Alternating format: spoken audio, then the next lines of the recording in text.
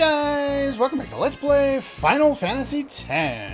Last time, we demonstrated a bunch of the area creations. This time, let's do some more of those, starting with the Abyss Worm. This guy has 480,000 HP, 12,000 for the overkill. He's really not that hard, just kind of beat away on him. You don't have much to worry about in this fight.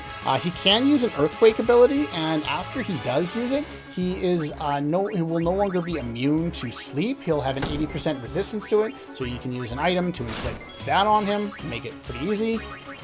The other thing is, Aeons are probably recommended because of its high amount of HP, and that if you use one like Valfor, yeah, he does this after you deal enough damage, and then you deal enough more damage, and then he'll release him, and I think it does between 9,000 and 9,999 damage to the character he lets out.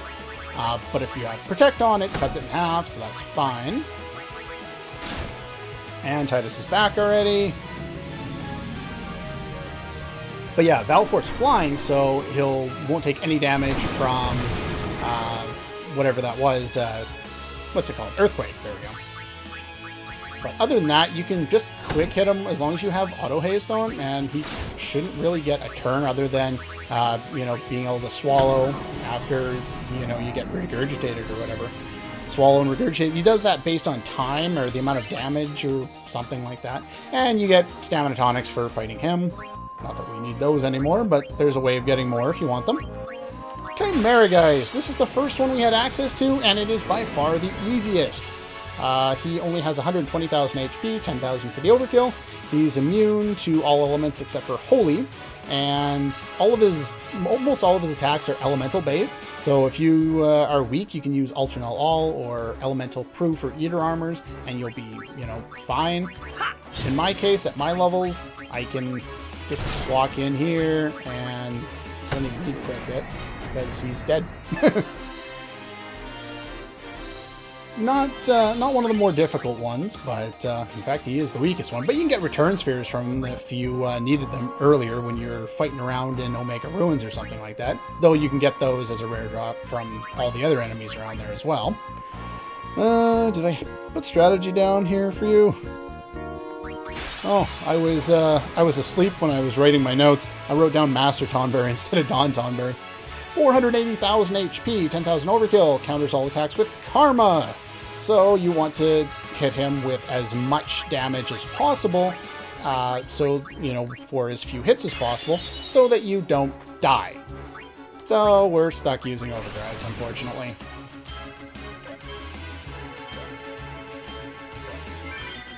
And as long as you can get, your 12 hits out of attack wheels, you're in pretty good shape against this guy. We will have to hit him more than once, but he does, of course, counter with Karma every time. And luckily for Auto Phoenix, that's the only way we're surviving it, because his damage calculation, unlike the previous Tonberry, is much higher. So it doesn't matter how much damage you've got there, you're going to need to... Where's interest there? You're going to need to...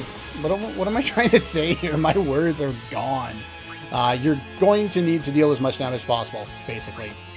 I have no idea what I was trying to say. My brain just stopped working. Because he is who he is, you don't have to worry about damage from much from this guy. Because he doesn't attack you until he gets up close. I think he walks toward you 3 or 4 times, and then he'll hit you with a chef knife and one-shot kill you. But if you let him get, that's if you let him get there. A couple overdrives from Waka is enough to take him down. You can alternatively use an Aeon. He'll use Voodoo against an Aeon. You get far plane winds from him. He'll use Voodoo against Aeons, and then it deals magic damage to them, but not kill them. It's supposed to be a lot of damage. I don't know. I just use overdrives, and I'm fine. If you want to charge up your overdrives in between battles, just go fight a Dingo, since he's the first one there. One-shot him. And then, because we have the Victor Overdrive mode, our overdrives are all full now. Okay, who do we got next? Ctoplopus! This guy! He uses Ultima on as a final attack when he dies. He has 550,000 HP, 10,000 for the overkill. Auto Life or Shell would be recommended. I also want to use, where are we here, a Frag Grenade, since he has 50% resistance to that. You can do all breaks on him, and they're all reduced by that. They don't usually separate, you know, whether they're susceptible to 1, 2, or 3 different breaks or whatever. At this point, they're susceptible to all or none, and usually by the same percentage. So anyway, we're going to do some quick hits here. And then what I'm going to do with Riku is I'm just going to mix to get both Auto Life and Shell. I can survive his Ultima without needing to do this. I believe it was... oh, where are we? I think it was a gem and a door to tomorrow, or a curtain and a door to tomorrow, if I remember correctly. Hopefully I remember correctly. There we go. Hyper Mighty G, there we go. And the rest of it is just us beating away on this guy. He does have some strong physical attacks as well, but Auto Phoenix kind of takes care of that. Just takes a little while to take him down. But that's pretty much your strategy for surviving. Yeah, with Protect on, we're in really good shape. He does have another attack, I think it's called Pop Fly. It throws you up really high, just like his heave ability from other behemoths earlier in the game. But it doesn't really... it's not really anything to worry about when you have Auto Phoenix, because it just eliminates the need. You can bypass this counter if you kill him with a counter attack, if you're interested in that. You can also bring in an Aeon to take the hit from this attack. But Shell should be enough to reduce it to survivable levels. And there we go. Again, Auto Life was there just in case. And we get 3 stars from him. And time to heal. And who else do we have to fight today? Abaddon. Abaddon has 380,000 HP, 10,000 for the overkill. Inflicts Dark, Silence, Poison, and Curse with the Pharaoh's Curse. And he has Null All and Auto Reflect from the start. He's really a pain in the ass to fight because you can't use Armor Break on him. So you're either stuck using Overdrives, or you're going to have to just use an Aeon and bite the bullet on that one. Some people don't like using Aeons to do all the fighting for you. Ah, shit. I was talking.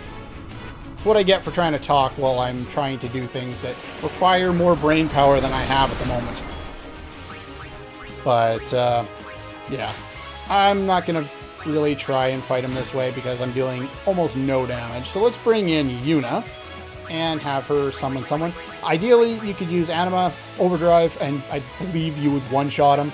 You could use Bahamut too if you want to. Sure, we'll use something different.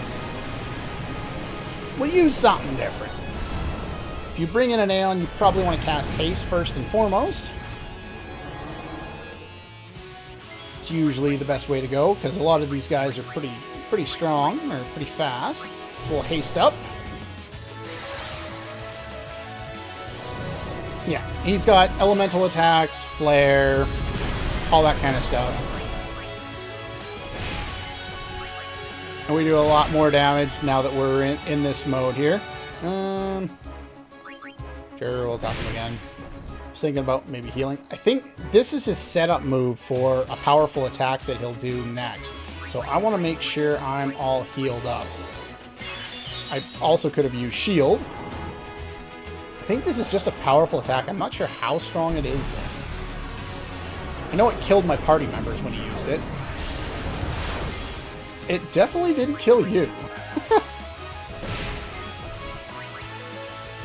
There we go. Because your Aeons level up so much easier than your characters do, as long as you're leveling up Yuna, then you'll be in pretty good shape pretty much no matter which one you use. Just make sure you have haste and a way of healing. Alright, that should be the last one. Vorban. This one. Oh my god. This one is the most difficult of the area creations. He randomly counters with Mortar, which is reduced by Shell. So we need to cast Shell. He has 630,000 HP, 10,000 for the overkill. Protect, obviously a very good choice, as well as Shell. You can't use Armor Break or anything like that against him. Your best bet is going to be... No. Your best bet is going to be Overdrives. Wow! I don't know why I can't do that today. Yeah, that's one of the reasons why it's doing so little damage, but part of it's because we can't Armor Break this guy. But yeah, he will counter with... Oh, he didn't counter this time. So, oh, Riku doesn't have full Overdrive. Well, that sucks. I was going to use her to put Shell and Protect on everybody. Okay, we'll do this way instead. But yeah, once you gain a little more for stats for defense and magic defense, just a Shell or a Haste, Shell, and Protect, and you'll be good to go against this guy. Just kind of beat him around and then heal as necessary. But luckily our Aeons do way more damage, and we don't really have to worry too much. Yeah, they can max out the damage even afterward. Mindy won't be particularly useful with her Pasado attack on people like this, because the armor will reduce the amount of damage it does by a lot. You need to use Protect to protect against that. His Mortar attack, you need to use it? No. His Mortar attack, which he hasn't used yet, is something you need Haste to protect against. Or, not Haste. Shell. One more time. There we go. As long as you've leveled up Yuna a reasonable amount, she's more than capable of taking out the enemies here. And from him, you get Friend Spheres if you want them. I think there's a way of getting Teleport Spheres from one of these guys too, but I don't remember. Okay, now that I've got everything all saved up, let's set up to show off how to gain levels really, really quickly. We need our sword here, Ragnarok, awesome. Blowout, and Victorix. Cool name, cool name. Okay, sure, you say so. And let's see, we want to go set our overdrive mode. Now, the person you choose to set as Stoic will be the one that's done the most amount of kills so far in the game for you. In my case, because Titus had first strike, it's easily him. Everyone else will want Comrade and Comrade. Now you could set one up for Yuna as well, but for now we're just going to demonstrate the basics of this. You want Riku, Wakka, Titus as your lead party members, and we have all those weapons on. You want the Auto Phoenix to be on for that, as well as Auto Haste. Got all of that set up. That should be good to go. Now, we have Triple Overdrive. Where are we here?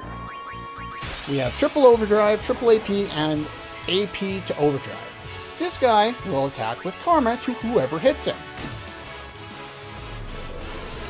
Now, every little bit of that 99,999 will be tripled, added to my AP, and then tripled again, and that's how I'm going to be gaining a whole bunch of AP. Everyone else just guards.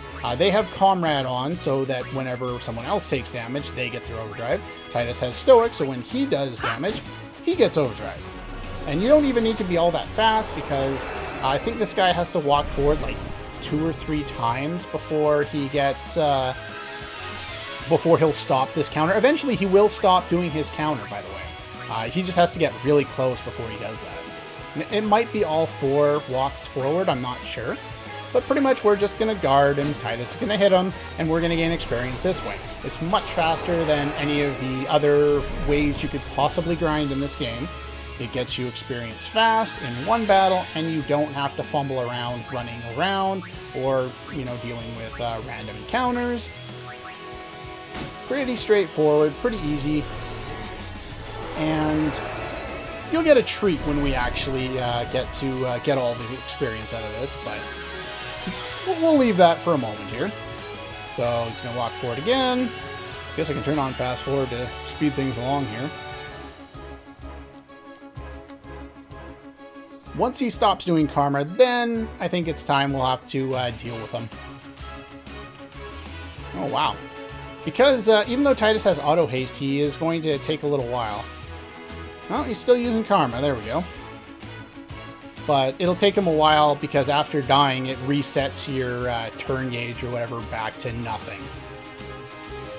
There we go.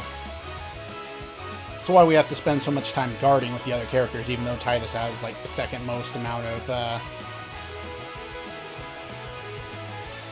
And yeah, he's too close now, so even if I do that, he's not going to do anything. So we can turn that off. We don't even need to kill him to get the experience either. We can just run away. And if I press this button, we got max spear levels. It is literally broken. There's no way that's not broken. But at the same time, considering all the leveling that you have to do to max out your stats, I am so thankful that they put this in the game to make life so much easier for the player to max out their levels. Because otherwise, it's just going to take forever fighting battle after battle after battle. This way, it takes 5 minutes and you're done. Anyway, now that we've got all those, we can send everybody running around. But then we're going to run out of spheres. Well, if you haven't bought them already, I would recommend you go into his shop, buy items, buy power, mana, and speed distillers. Those will be helpful. I sold all my capture weapons, all my distiller weapons. I don't need those anymore. And then you want to come in here. Who am I fighting? Who am I fighting? My brain just stopped working for a moment. Who am I fighting? Okay. Kodos. Wow, my brain just did not work for a moment there. Huh. Okay, so now that we are in battle against this guy, normally he drops 20 healing springs. If you overkill him, you get 40. If you use a distiller, it will give you whatever he would normally drop in whatever amount he would normally drop them, and it'll change those items into whatever the distiller was. Now, your best way of dealing with him without, taking a whole bunch of hits and using a bunch of Phoenix Downs is to summon Anima, because Anima can one-shot him with an overdrive, and then basically just make sure you keep leveling up Yuna, or using Yuna to put her on Victor overdrive mode, grand summon, and then fight a Dingo in between. And this should be enough to one-shot him, I think. There we go, over 1 million damage. Woohoo! And we get 40 power spheres. Now, there are some times where you'll only get 2, and that's when he was supposed to have dropped 2 dark matters. So it changed the 2 dark matters into 2 power spheres instead of 40. So that kind of sucks. But basically, this is the strategy, pretty much the only strategy as far as I'm aware, of quickly leveling up, quickly getting spheres, and not having to fumble around too much and make everything take forever. So I'm going to use these 99 sphere levels that I have here, move people around some more. Walk is going to go through the end of Yuna's grid, and then into Riku's grid, however much he can go. Yeah, that's pretty much all he needs to do to kind of finish up. If he has some leftovers, I don't know, we'll go teleport him around, get things like auto life. We'll make sure we go over here and get quick pockets. Maybe get copycat, wherever that is. That's Pilfergill. I don't know where copycat is. Doesn't matter. Pretty much. Oh, it's right here. Yeah, there we go. It's hidden. But yeah, that's pretty much all you need to do. Riku's going to run down Waka's path to get more strength and accuracy. Very, very important.